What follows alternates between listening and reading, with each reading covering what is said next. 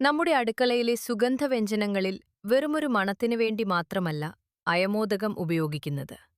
ആയുർവേദത്തിൽ അജമോദ എന്ന് വിളിക്കുന്ന ഈ കുഞ്ഞൻ വിത്തുകൾക്ക് അത്ഭുതകരമായ ഔഷധശക്തിയുണ്ട്. ഗ്യാസ് ഗുളികകളേക്കാൾ വേഗത്തിൽ വയറിലെ അസ്വസ്ഥതകൾ മാറ്റാൻ ഇതിന് കഴിയുമെന്ന് നിങ്ങൾക്കറിയാമോ? അയമോദകത്തിന്റെ ഔഷധരഹസ്യങ്ങളിലേക്ക് നമുക്കൊന്ന് കണ്ണോടിക്കാം. ആദ്യമായി ഇതിന്റെ ഏറ്റവും പ്രധാനപ്പെട്ട ഗുണം ദഹനം തന്നെ. വിശപ്പില്ലായ്മ, രുചിയില്ലായ്മ, ദഹനക്കേട് എന്നിവ മാറ്റാൻ അയമോദകം ഉത്തമമാണ്. വായുസ്തംഭനം അഥവാ ഗ്യാസ് ശല്യം കാരണം വയർ വീർപ്പുമുട്ടുന്ന അവസ്ഥയിൽ അല്പം അയമോദകം ചവച്ചു കഴിക്കുന്നത് പെട്ടെന്ന് ആശ്വാസം നൽകും. കുട്ടികളിലെ വയറുവേദനയ്ക്കും കൃമിശല്യത്തിനും അയമോദകമിട്ടു തിളപ്പിച്ച വെള്ളം ഒരു മികച്ച മരുന്നാണ്. ദഹനം മാത്രമല്ല, ശ്വാസകോശ സംബന്ധമായ അസുഖങ്ങൾക്കും അയമോദകം പ്രതിവിധിയാണ്. കഫക്കെട്ട്, വിട്ടുമാറാത്ത ചുമ, ആസ്മ എന്നിവ കുറയ്ക്കാൻ ഇതിലെ തൈമോൾ എന്ന ഘടകം സഹായിക്കുന്നു. ജലദോഷമുള്ളപ്പോൾ അയമോദകം കിഴികെട്ടി ചൂടാക്കി നെഞ്ചിലൊപ്പുന്നതും അയമോദകമിട്ട് ആവി പിടിക്കുന്നതും കഫം അലിഞ്ഞുപോകാൻ സഹായിക്കും.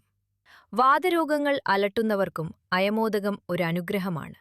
സന്ധികളിലുണ്ടാകുന്ന വീക്കം, ആമവാദം, നടുവേദന എന്നിവ കുറയ്ക്കാൻ അയമോദകം ചേർന്ന എണ്ണകൾ ഉപയോഗിക്കാം. കൂടാതെ ഇതിന് മൂത്രതടസ്സം മാറ്റാനും ശരീരത്തിലെ അനാവശ്യമായ നീർക്കെട്ടുകൾ കുറയ്ക്കാനുമുള്ള പ്രത്യേക കഴിവുണ്ട്. പ്രസവാനന്തര ശുശ്രൂഷയിൽ ഗർഭാശയശുദ്ധിക്കും ആരോഗ്യത്തിനും പഴയകാലം മുതൽക്കേ അയമോദകം ഉപയോഗിച്ചുവരുന്നു. എന്നാൽ ഒരു കാര്യം പ്രത്യേകം ശ്രദ്ധിക്കണം.